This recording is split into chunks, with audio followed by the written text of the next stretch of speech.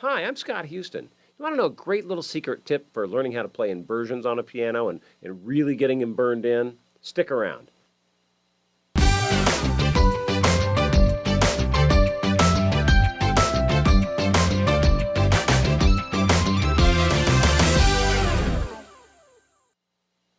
Hi, gang. Scott Houston here.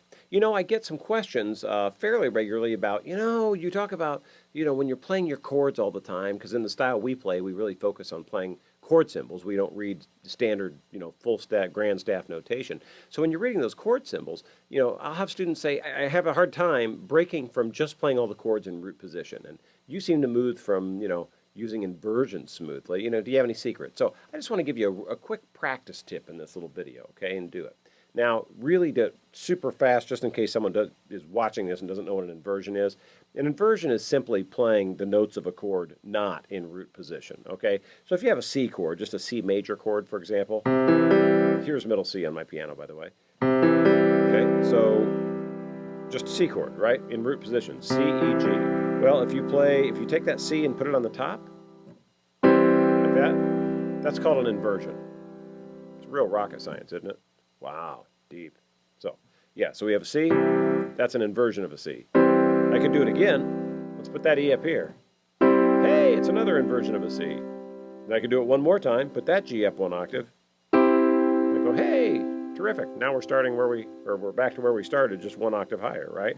So we went from root position to, if you want to be very technical, first inversion. Now second inversion. Now back to root. Of course, I'll never, ever in my life talk about it, first and second inversion. We'll call them by their scale names instead. But anyway, so we're doing like this. So there's this point to be made that, you know what, it's advantageous to be able to, if I just say, hey, play a C chord, for you to mentally be able to just go and understand that that's pretty much the same thing as this, and in both hands. So if you're coming across a chord change and, you're in one spot on a piano and you see the next chord coming up, you don't have to just imagine what that chord looks like in root position. You can it's not a huge mental gymnastic exercise for you to just slide into some inversion so that keeps the notes closer, all right? So here's my trick for that. And I'll tell you where this came from. It came from my background as a percussionist and spending hours and hours and hours on mallet instruments like, marimbas and xylophones and vibes and stuff like that. And one of the big things you do, it's because it's target practice, they'll never call it target practice, but what makes you a better or worse marimba or vibe player is hitting the notes accurately, right? And one of the things you spend a long time doing is working through arpeggios of chords, and an arpeggio is just separating the notes of a chord. You can go find another video I've done on that. But the point is, by just drilling through those up and down, it really locks into your brain what notes are in what chords. So let me show you a little example on what I would suggest you do on a piano. Here we go. Here's the exercise. I'll go ahead and move down one. Can you see? Yeah, we're still on the key there. So say you're on a C chord, so you just want to start, and you can do this hands alone and then move the hands together. But, instead of just always playing the chord and moving up like this, all I'm doing is just continuing to invert. I'm taking the bottom one and moving up one octave every time. Now this is a good thing to do, but I'll tell you what I think is a better thing to do at the beginning. It's to do them in arpeggios, or just separate the notes like this. Play. And then mentally you go to the next one. Then mentally you go to the next one. And it doesn't really matter how you finger them, just whatever's comfortable is fine. And I'll tell you what that does is really, it's like a pattern recognition thing that your brain starts saying. See how I'm just working my way up? And get up to a point where you're going to get cramps in your wrist because you're too high. But just work up a couple octaves. There's no absolute right or wrong on this. But then go down and do it the other direction.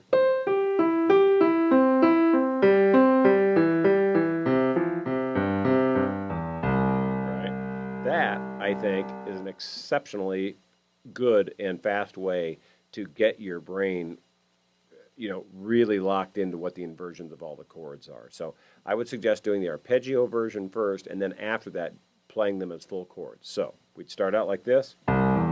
Excuse me. And you can do it as fast as you can, but the speed is not really the big issue here. It's accuracy.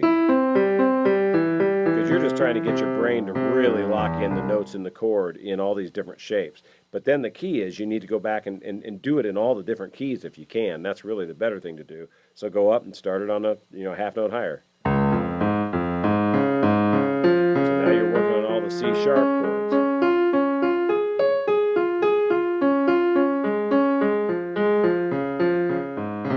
Oops.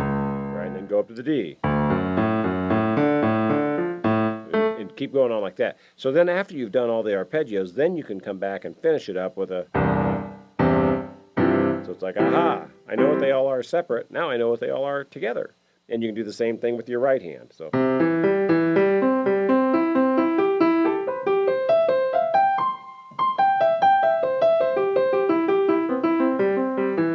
Oops, terrible fingering, but not that it matters. And then do the same thing.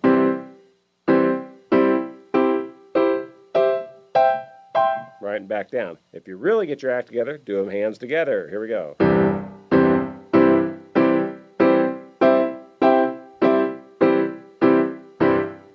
Then do the next one up.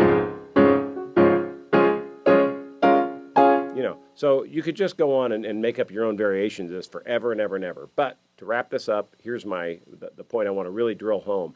I think it's important to do those as arpeggios, separated, and then do them together. And I think the combination of that is a really good mixture for the brain cement that you need to get all that stuff locked in. So you want to maybe do it with your major chords, your minor chords, your seventh chords, whatever the chords you're coming across regularly, you need to do that.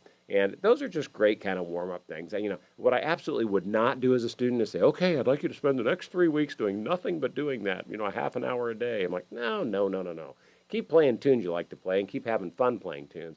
But, maybe you sit down 5-10 minutes at the beginning of every time you sit down to play, or maybe at the very end before you get up and walk away. Just spend a few minutes doing stuff like that, and that's kind of the calisthenics or the aerobics, if you will, that'll get you a little more, a little more fit for playing the way that you're going to want to start playing as you keep working through tunes in this style. So, hope that helped a little bit. As always, have fun playing piano.